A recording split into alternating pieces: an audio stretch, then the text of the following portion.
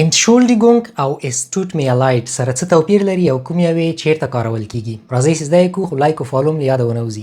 اسټوټمیالایټ اصطلاح له دغه جلا کېدونکي فعل نه جوړه شوې ده. لایټ ټون په معنا د په یو څه غمجن کېدل. دا اصطلاح دوه ځایه کارول کیږي. لومړی کله چې د یوې خطا یا ګناه لپاره بښنه غواړو، لکه Es tut mir leid, dass ich zu spät bin.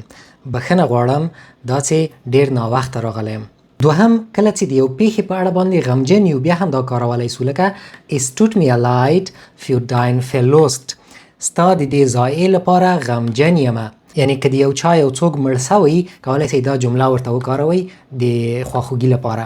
انشولډیګونګ بیا ساده مانا یې ده وبښئ. دا دوه خویندې ورونه نور هم لري. یو یې ده انشولډیګن چې رسمي ژبې کې کارول کیږي، لکه انشولډیګن Sie bitte وبښئ لطفا، او بل غیر رسمي کې انشولډیګه bitte.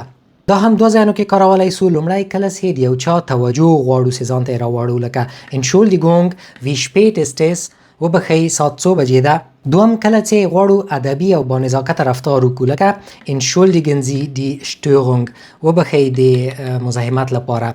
ضرور نه ده چې د für کلمه ورسره وکاروئ. په خلاصه ډول که چیرې په یو څه غمجن یې، یو غټه ګناه مو کړې وي، Es tut mir leid کاروئ.